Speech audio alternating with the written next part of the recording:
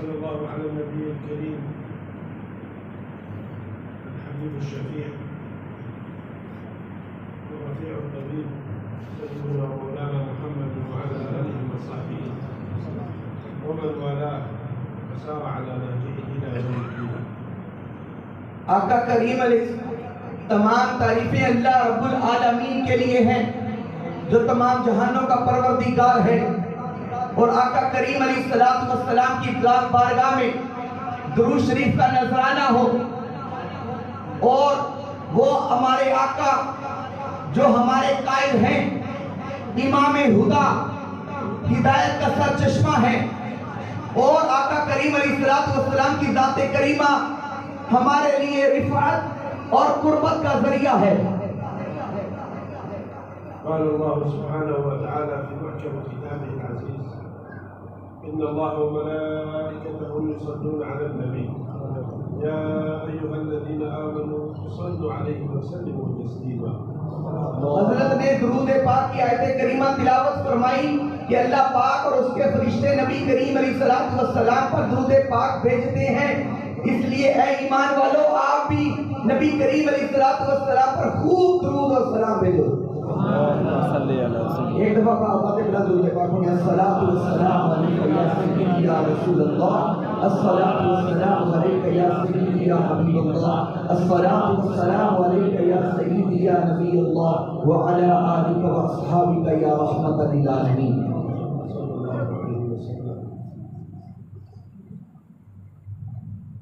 خير دليل وأعظم حجة يتحجج بها أي عبد للاحتفال بالحبيب صلى الله عليه وسلم لإحياء شعائر المولد النبوي هو هذه الآية الكريمة. هذه الآية الكريمة التي تحدث الله سبحانه وتعالى إذ أمر ذاته العلية والملائكة والمخلوقات أجمعين بأن يصلوا على النبي الكريم صلى الله عليه وسلم. وصيغة الآية فيها الاستمرارية من الأزل إلى الأبد بدوام الحال دون انقطاع، وهذا هو ورد الله سبحانه وتعالى وذكر الله. إذا سأل أحد هل لله ورد أو ذكر نرد عليه ونقول نعم، الله سبحانه وتعالى ذكره وورده أن يصلي على حبيبه وشفيعه المصطفى صلى الله عليه وسلم। हज़रत फरमा रहे हैं कि सबसे बड़ी दलील और सबसे बड़ी हुज्जत हर एक बंदे के लिए सबसे बड़ी हुज्जत और दलील तो यही है जो आयत करीमा मैंने तिलावत की नबी करीम अलैहिस्सलाम पर दुरूद पाक भेजने की। ये सबसे बड़ी दलील है कि हम नबी करीम अलैहिस्सलाम का मिलाद मनाएं, क्योंकि अल्लाह ताला ने अपने हबीब अलैहिस्सलाम पर दुरूद पाक की ये आयत करीमा नाज़िल फरमाकर ये बता दिया कि अल्लाह ताला ने ये जो हुक्म नाज़िल फरमाया है ये सिर्फ बंदों के लिए नहीं फरमाया, बल्कि अल्लाह ताला ने भी अपने लिए एक विर्द चुना, और वो विर्द किसी और के लायक नहीं, सिर्फ और सिर्फ हमारे और आपके प्यारे आका करीम हजरत मोहम्मद मुस्तफा सल्लल्लाहु अलैहि वसल्लम के लिए है। कि अल्लाह ताला ने विर्द चुना तो वो क्या चुना कि अपने हबीब पर दुरूद भेजना। وكذلك لدينا من الأدلة صيام النبي صلى الله عليه وسلم ليوم الاثنين من كل شهر من كل أسبوع، وفي الشهر 4 مرات، وفي السنة 48 مرة. وعندما سألوه عن هذا الصيام قال ذلك يوم ولدت فيه، يوم الاثنين ولادة النبي، والنبي كان يحتفل بولادته بالصيام. هكذا كان تعبير النبي صلى الله عليه وسلم لاحتفاله بمولده، لتذكير الناس بمولده المبارك. كما خصص يوم الجمعة، وهو يوم الاثنين، لتذكير الناس بمولده المبارك. और अल्लाह ताला ने हजरत फरमाया है कि सबसे बड़ी दलील और सबसे बड़ी हुज्जत हर एक बंदे के लिए सबसे बड़ी दलील तो यही है जो आयत करीमा मैंने तिलावत की नबी करीम अलैहिस्सलाम पर दुरूद पाक भेजने की। ये सबसे बड़ी दलील है कि हम नबी करीम अलैहिस्सलाम पर खूब दुरूद और सलाम भेजो। ما سبب تعظيم يوم الجمعة عن بقية الأيام؟ لأن الله خلق فيه سيدنا آدم وفيه مميزات أخرى فجعله الله سبحانه وتعالى عيدا للمؤمنين وحجا للفقراء. وذلك لماذا؟ للتعبير عن الفرح ببداية البشرية. وكذلك من الأدلة ما جاء في الأثر الشريف عن سيدنا كعب بن زهير عندما أنشد البردة قصيدة البردة بحضرة النبي صلى الله عليه وسلم متكون من 60 بيت، 20 الأخيرة منها في مدح النبي وبعثته ومولده ورسالته السمحاء من البشرية كلها. كل ذلك أدلة على مشروعية الاحتفال بمولد النبي صلى الله عليه وسلم، ولم ينكر رسول الله صلى الله عليه وسلم هذه المشروعية وهذه الشعيرة الدينية لم ينكرها النبي صلى الله عليه وسلم، ولم ينكر هذا الاحتفال أي من الصحابة ولا أي من التابعين. हज़रत फरमा रहे हैं कि नबी करीम अलैहिस्सलातु वस्सलाम ने अपना मिलाद खुद मनाया है।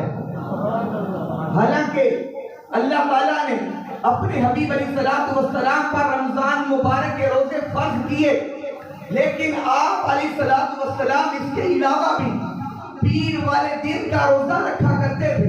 जब सहाबा किराम ने पूछा कि अल्लाह के हबीब पीर वाले दिन रोजा किस वजह से रखते हैं, तो मेरे आका ने फरमाया ज़ाका यौमुन वुलिदतु फीही, ये वो दिन है जिस दिन मेरी विलादत हुई है।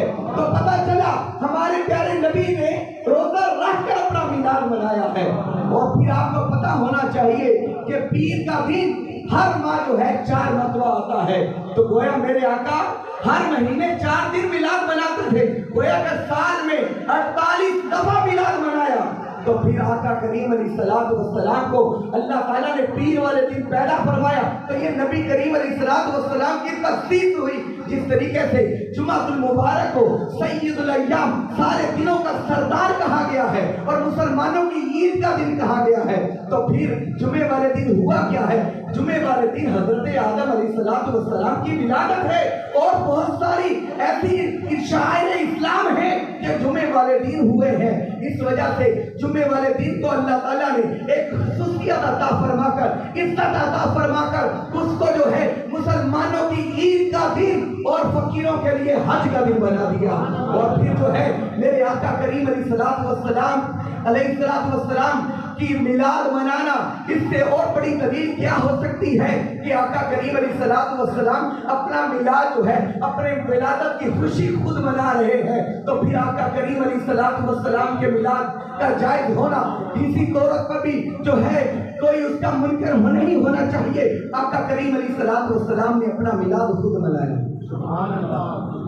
وهناك من الأدلة الكثيرة دون حد وحصر، ونحن أهل السنة والجماعة، ونحن أهل التعلق بسيدنا محمد صلى الله عليه وسلم، لا نحتاج إلى الأدلة، لا نحتاج إلى الأدلة. لماذا؟ لأننا نحمل قلبا نقيا طاهرا مليئا بحب النبي صلى الله عليه وسلم، فبهذا الحب نحن نقف بوجه أي متنطع ينكر علينا الاحتفال بالمولد النبوي الشريف। हज़रत फरमा रहे हैं कि हम अहले सुन्नत व जमात हैं और हमारा रिश्ता अपने आका करीम अलैहिस्सलातु वस्सलाम से मजबूत है। और वहां पर बहुत सारी दलीलें मौजूद हैं नबी करीम अलैहिस्सलातु वस्सलाम के मिलाद की खुशी मनाने पर। लेकिन जब हमारा ताल्लुक अपने हबीब आका करीम अलैहिस्सलातु वस्सलाम के साथ मजबूत है, हम नबी से मोहब्बत करते हैं, तो हमें किसी दलील की जरूरत नहीं है कि हम मिलाद मनाने के लिए किसी दलील का इंतजार करें, क्योंकि हमारा रिश्ता हमारे आका से मजबूत है। नबी करीम अलैहिस्सलातु वस्सलाम से मिलाद का जो मनाना है वो तो हमारे जो है सीने के अंदर रच बस गया है। तो हम आका करीम अलैहिस्सलातु वस्सलाम का मिलाद मनाते रहेंगे। نأتي إلى الشطر الثاني من كلمته. طلب منا فضيلة الشيخ أن نتكلم قليلا عن الأولياء.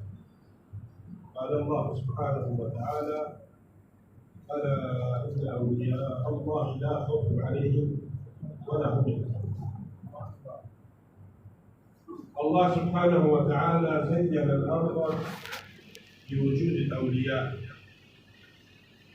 فالأولياء هم ورثة النبي صلى الله عليه وسلم.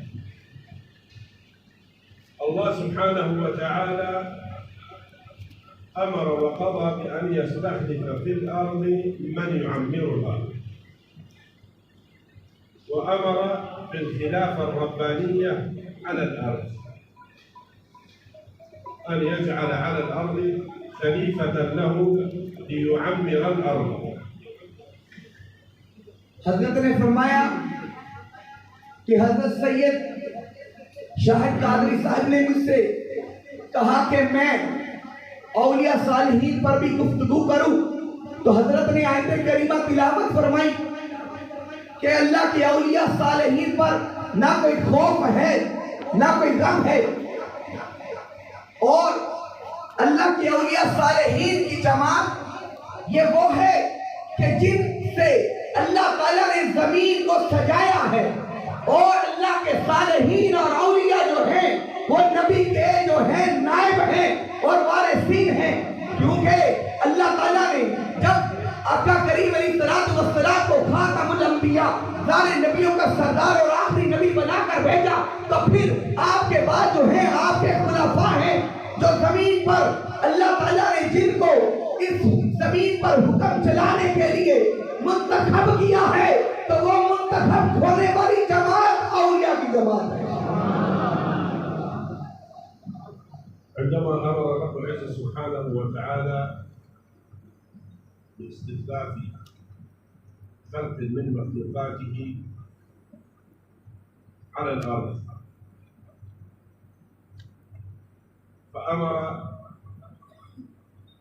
فخلق من نوره نور سيدنا محمد صلى الله عليه وسلم. فالخلافة المطلقة الدائمة الأبدية بحضرة النبي صلى الله عليه وسلم، الخلافة المطلقة الأبدية الأزلية لله سبحانه وتعالى بسيدنا محمد صلى الله عليه وسلم.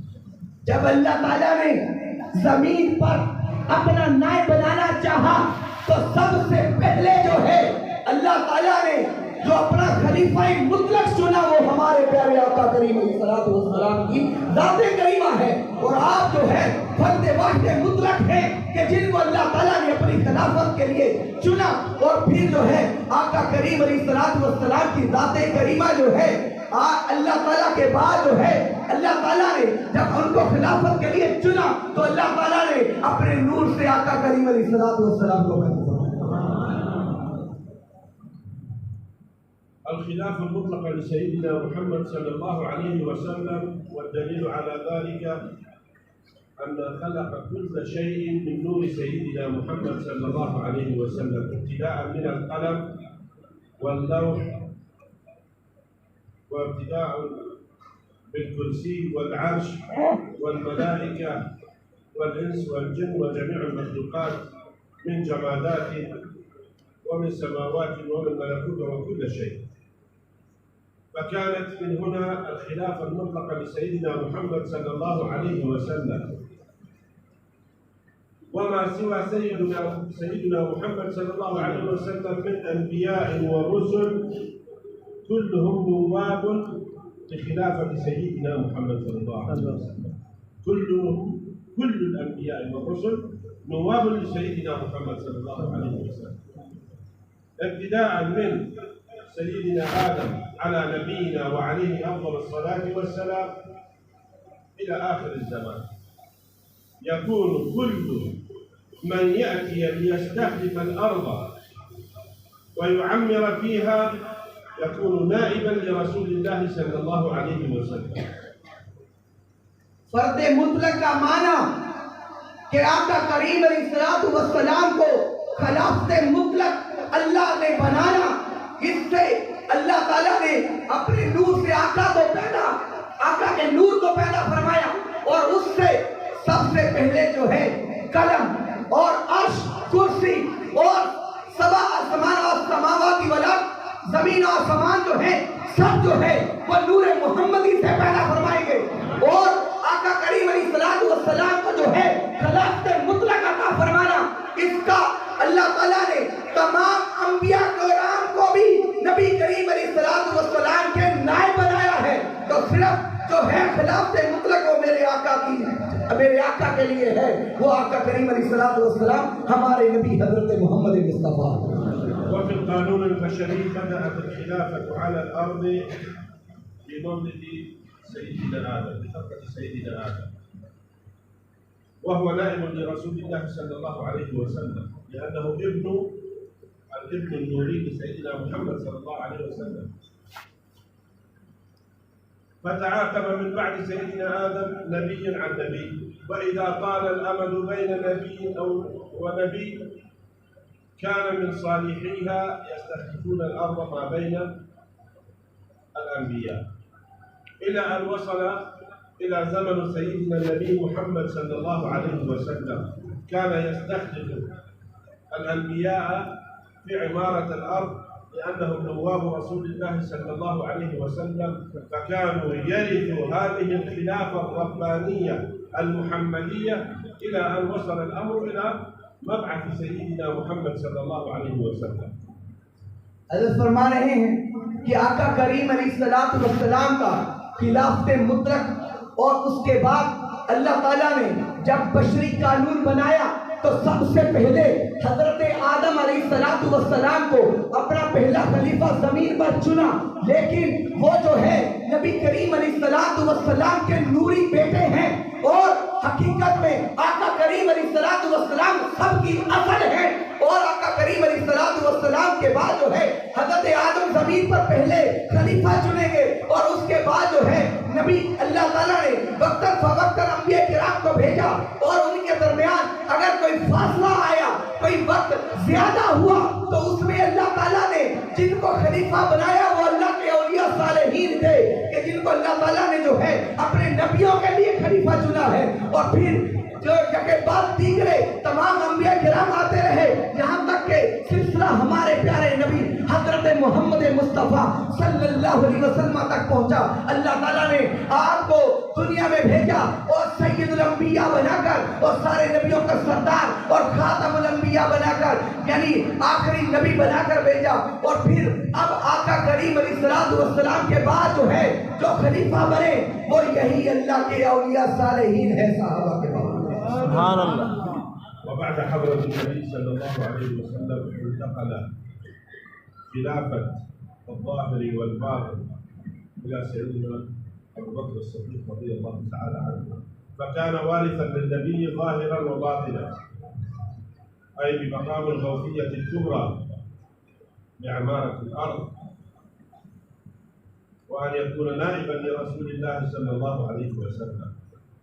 ومن بعده سيدنا عمر الفاروق رضي الله تعالى عنه، ومن ثم سيدنا عثمان بن نورين، ومن ثم إلى سيدنا علي ربيب النبي صلى الله عليه وسلم الذي رباه على يده المباركة، فكانت الوراثة الظاهرية والباطنية عند سيدنا علي، ثم انتقل إلى سيدنا الحسن، وبذلك ختمت الوراثة المحمدية صلى الله عليه وسلم، ختمت في الظاهر، ختمت الوراثة المحمدية صلى الله عليه وسلم.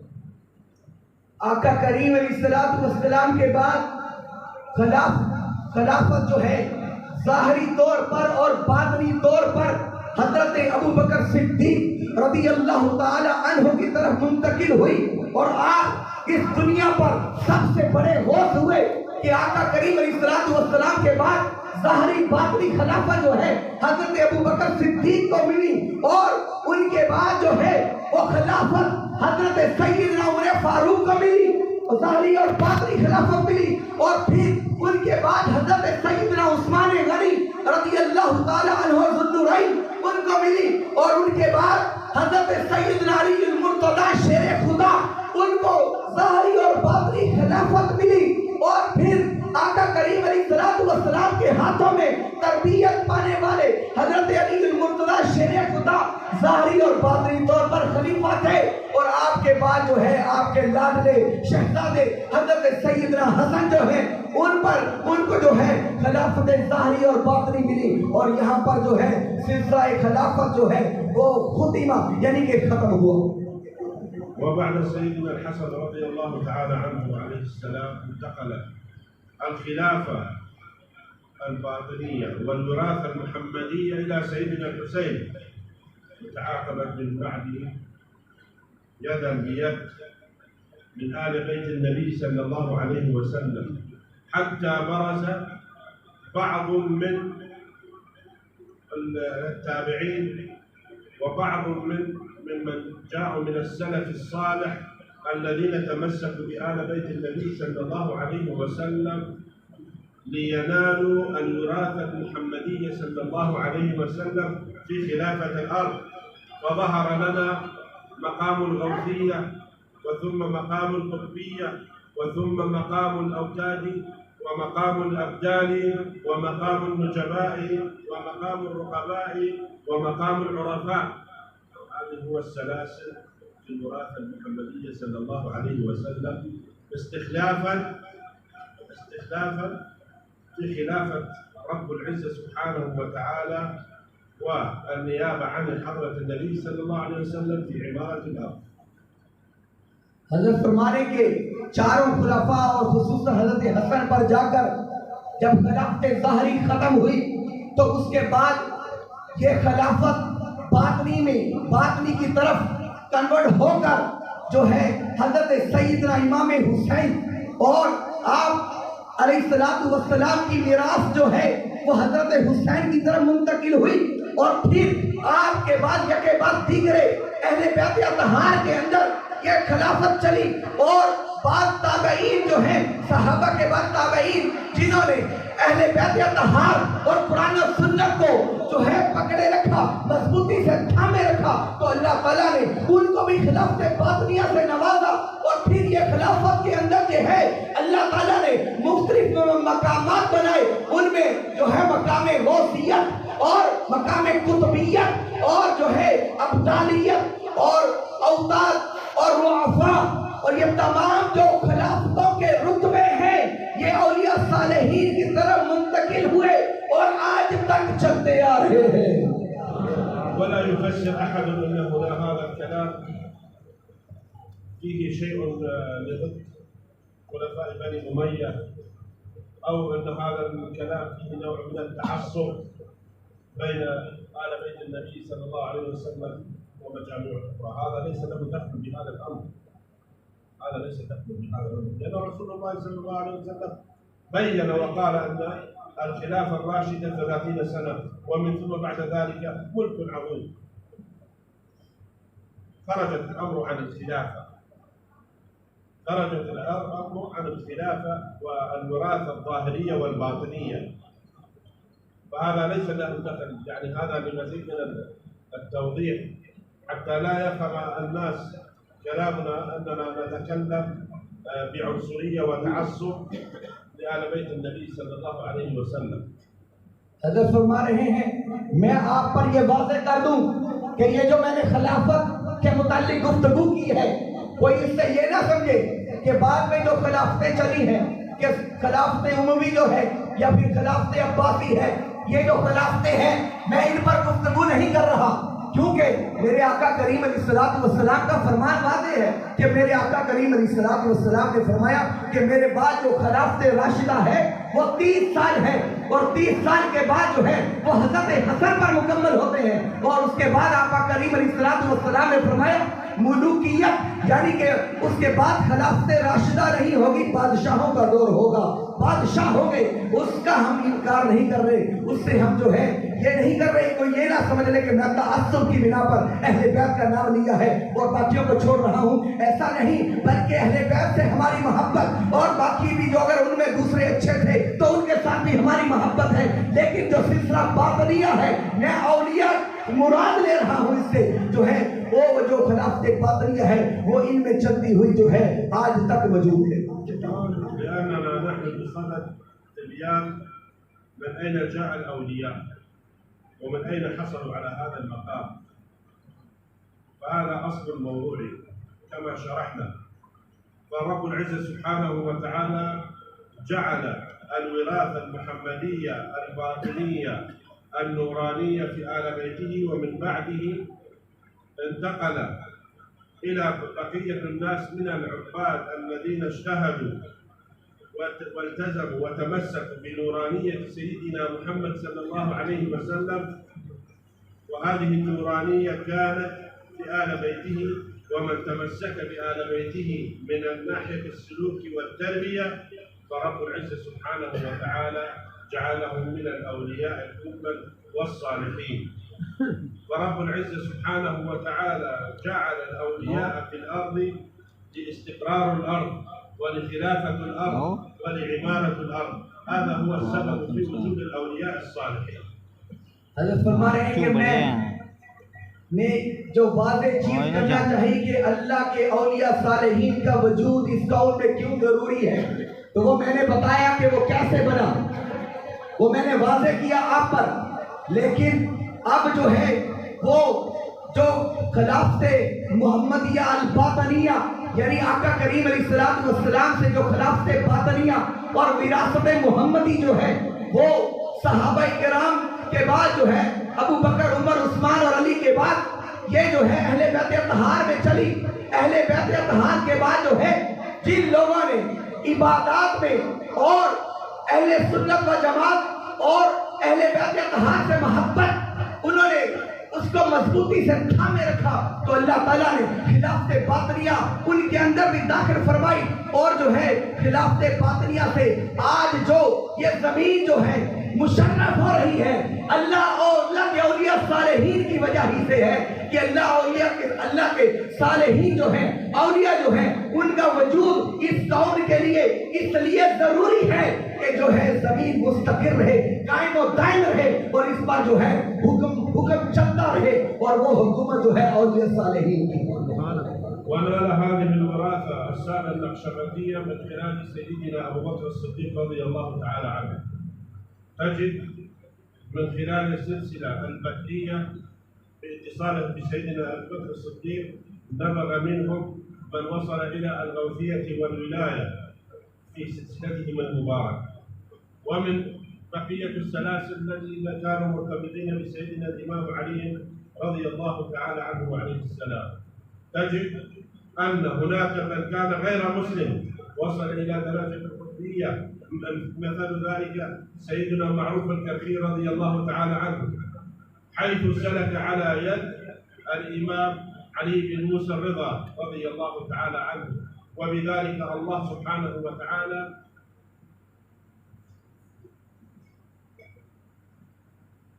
فالله سبحانه وتعالى وصلت لنا هذه الإرث النبوي الرباني سبحانه وتعالى من خلال أوليائه. ومن ثم نجد أن في مثل هذه الأماكن المباركة الآن من كان سبب في اجتماعنا في هذا المكان المبارك العارف بالله الشيخ القائم بأمر الله سبحانه وتعالى، اسم على مسمى عمر هذا المكان وعمل بالوراثة المحمدية خلافة لسيدنا محمد صلى الله عليه وسلم الباطنية، استطاع أن يعمر هذا المكان ونحن الآن نجلس في صرح مبارك.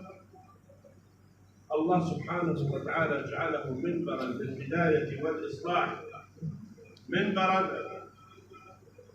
مستشفى متنقلة، مجلس لحل المشاكل، مكان للتعليم والتربية والإرشاد والدعوة، كل ذلك من خلال سلسلة آبائه ومشايخ فضيلة الشيخ من والده من جده وهم سادات أشراف.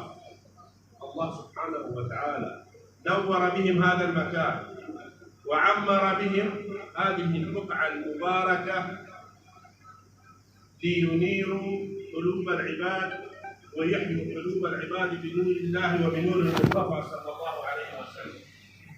हज़रत फरमा रहे हैं कि वो सिलसिला बातनिया फिर सिलसिला नक्शबंदिया की तरफ मुंतकिल हुआ और उसकी निस्बत हज़रत सैयदना अबू बकर सिद्दीक की तरफ हुई और इसी तरीके से तरीका कादरिया और बहुत से तुर्का जो हैं उनकी निस्बत सैयदना अली मुर्तज़ा शेर खुदा से और कई तुर्क जो हैं उनकी निस्बत जो है हज़रत उमर से और इसी तरीके से जो है ये मकाम बातनिया और से खिलाफ से बातनिया जो है औलिया सालेहीन की तरफ मुंतकिल होती और यहाँ तक के आज ये कुतुबियत आज जो है मौजूद है तो मुख्तलिफ औलिया सालेहीन इस जमीन पर हुकूमत कर रहे हैं। उन्हीं में से अजीम हस्ती सैयद कायम अली शाह की है कि जिनको अल्लाह ताला ने इस जमीन के लिए जो है टुकाई नूर बनाकर और फैज का जो है मंबा बनाया है कि उनके से आज लोग जो है फैज रब्बानी हासिल कर रहे हैं कि उन्होंने जो है उनको अल्लाह ताला ने इसम बा मुसम्मा बनाया कि जिनके लिए मैंने कहा काइमुन का माना है यानी कि इस्तक़र्रल अर्द के जिनकी वजह से जमीन कायम और दायम है। तो कायम का माना भी यही है कि उनकी वजह से उनको अल्लाह ताला ने यहाँ पर बिठाकर जो है उनको मिंबर बनाया लोगों के लिए इस्लाह का और तरबियत का ताकि वो यहाँ से सलूक सीख कर जो है वहदानियत और अल्लाह के औलिया सालेहीन की नौरानियत को समझ सके। और फिर ये सिलसिला हज़रत सैयद जो है सैयद शाहिद कादरी और इनके अबाव अजदाद और इनके जो है वालिदैन और उन्होंने जो है इस दुनिया के लिए और इस मकाम पर बैठकर दुनिया के लिए जो है आज फैज का सरचश्मा है।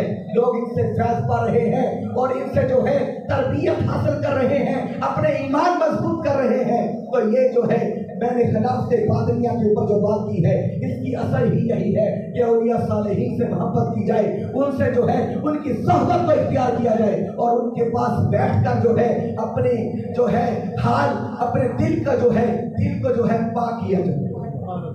ولهذا العابد التقي والولي الصالح عندما نقول اسم على مسمى كل انسان الله سبحانه وتعالى يجعل له من اسمه حظ له من اسمه. عندما كان قدره وقسمته ان يسمى قائم علي القائم والعلي. العلي الله سبحانه وتعالى رفعه واعطاه شأنا وهذا ما اخذه من حظه من اسمه العلي. والقائم جعله قائما على عباده في خدمتهم في تربيتهم في اصلاحهم في تقديم يد العون والمساعده اذ وجد الناس حنان الاب وحنان الشيخ ومحبه المرشد وحرص المربي. هذا هو القائم.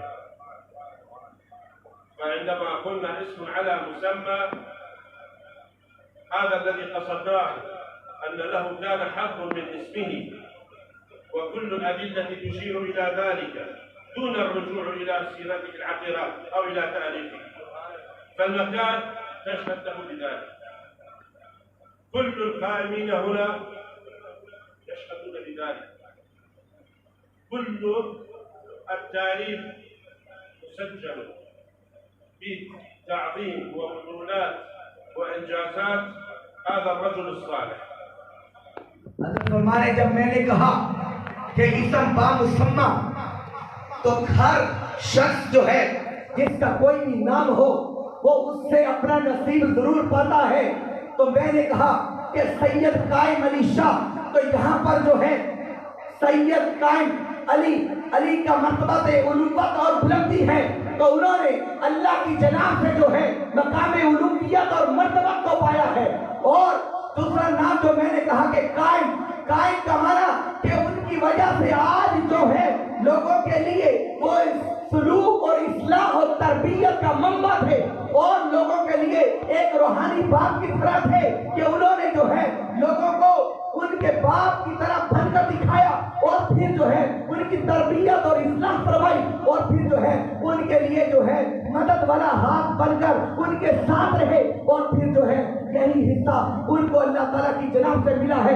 इसीलिए मैंने कहा कि इसम्बा मुसम्बा आज जो लोग जो है उनसे सलूक और इरशाद उनके मज़ार से और उनकी औलाद से हासिल कर रहे हैं। ये जितना भी बड़ा मजमा है ये इस बात की गवाही दे रहा है कि उनकी तरबियत कैसी थी और उनकी मोहब्बत कैसी थी, तभी तो आज जो है ये आस्ताना इसी तरीके से सजा हुआ। अल्हम्दुलिल्लाह هذه الوراثة انتقلت إلى فضيلة الشيخ محمد شاهد، وأيضا اسم على مسمى نال من اسم محمد البركات والنفحات والطيب والرأفة والرحمة والمحبة، كل ذلك بسر اسم محمد ولمكانة اسم محمد. والشاهد كما رسول الله صلى الله عليه وسلم شاهد على المخلوقات وعلى الأمم بنص آيات القرآن. أيضا فضيلة الشيخ شاهد على أفعال أحبابه وأتباعه ومريديه وطلابه، ومكنه الله سبحانه وتعالى بأن جعل على يديه هذا المكان عامرا مباركا بكثرة الطلاب العلم وبكثرة السالكين وبوجود الفقراء والمحتاجين في هذا المكان المبارك وإطعام الطعام. فأي وراثة مباركة هذه لا تكون إلا في من هم من آل بيت النبي صلى الله عليه وسلم، وليس من أي أحد إلا ويكون لهم سند قوي متين إلى حضرة النبي صلى الله عليه وسلم. हज़रत फरमा रहे हैं कि हज़रत सैयद कायम अली शाह के बाद ये खिलाफत बातनिया हज़रत मोहम्मद शाहिद कादरी इनकी तरफ मुंतकिल हुई और ये भी इसम्बा मुसम्मा है। मोहम्मद से इन्होंने जो है मोहब्बत मुवद्दत और जो है रूहानियत आका करीम अलैहिस्सलातु वस्सलाम के इसमें मोहम्मद और खुशबू जो है इनसे मिली है। और फिर जो है शाहिद का माना जैसे आका करीम अलैहिस्सलातु वस्सलाम के लिए है कि वो तमाम उम्मतों के लिए शाहिद बनकर तशरीफ लाए हैं, गवाह हैं। तो ये भी जो है अपने तमाम मुरीदीन के लिए और जितने भी जो है अहले सलूक यहाँ से सलूक हासिल कर रहे हैं, फैज़ पा रहे हैं, उनके लिए शाहिद हैं, क्योंकि इनकी के हाथ से जो है लोग आज जो है तरबियत हासिल कर रहे हैं, अपनी इस्लाह फरमा रहे हैं और यहाँ से जो है मोहताजीन जो है और यतीम जो है और तुल्लाब इल्म के जो तालिब हैं वो भी यहाँ से फैज़ पा रहे हैं। और फिर जो है तो इन्होंने जितने भी इनके मुरीदी उनकी इस्लाह के लिए ये शाहिद है। अल्लाह ताला इनका फैज़ जारी और सारी फरमाए, अल्लाह ताला इनकी उम्र में इल्म में अमल में खैर और बरकतें अता फरमाए और इनको इसी मकाम पर कायम और दायम रख कर जो है और इस बुकाए इस जमीन को जो है लोगों के लिए फैज़ का मंबा बना दे। ولا نقول هذا الكلام والعياذ بالله تملقا ورياء، هذا ليس بطبعنا، لأن ليس بيننا إلا الأخوة والمحبة، لا هو يحتاج لي بشيء ولا أنا أحتاج بشيء إلا المحبة والأخوة. لكن هذا ما لمسناه من خلال معرفتنا به من خلال سنوات أكثر من 4 سنوات وزيادة، ومن خلال لقاءاتنا المتعددة المتكررة. هذا الذي لمسناه في فضيلة الشيخ، هذا الذي عرفناه به، وهذا الذي رأيناه بأم أعيننا، ولا نأتي بشيء من أنفسنا. هذا كله بأدلة ملموسة، لله الحمد والمنة.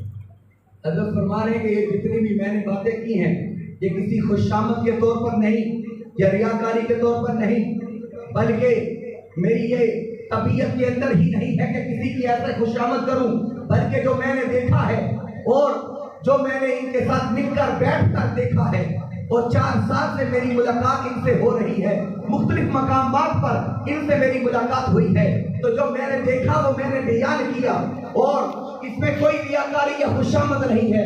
जो मैंने पाया वो मैंने बयान किया, और अल्लाह ताला इनको वैसा ही बनाए जो मैंने कहा, और अल्लाह ताला इनको जो है इनका फैज़ जारी और सारी फरमाए। واستغل هذه الفرصه اخوتي احبتي.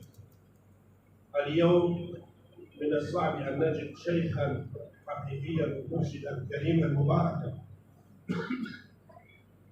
من الصعب ان يكون هناك بيننا مرشدين مباركين حقيقيين دون ان يكون لهم ادعاء ودون ان يكون لهم التكبر والرياء او ان يحكم الدنيا مثل كثير من المشايخ عفى الله عنهم. فتمسكوا بهؤلاء المشايخ، تمسكوا بفضيلة الشيخ وكونوا معه يدا وعونا وسندا وتعلموا منه وتربوا. فنسأل الله سبحانه وتعالى أن يمد في عمره وأن يبارك فيكم وأن يجعل هذا المكان عامرا مباركا ببركة رسول الله صلى الله عليه وسلم. وجزاكم الله خيرا والسلام عليكم ورحمة الله. इस मौका को ज़ाया न करें कि आप आज के दौर के अंदर हकीकी मुर्शिद मिलना बहुत मुश्किल है। तो आप लोगों को मुबारक हो कि इस तरह का अल्लाह ताला ने आपको मुर्शिद अता फरमाया है। तो इनसे इनकी सोहबत इख्तियार करें, इनसे जो है तरबियत सलूक हासिल करें, और जो है अल्लाह ताला ने इनको जो अदब मोहब्बत मवद्दत अता फरमाई है, अल्लाह ताला हमें भी इनसे सीखने की तौफीक अता फरमाए, और ये जो मौका जाने ना दें और अहले सालेहीन की सोहबत को इख्तियार करें।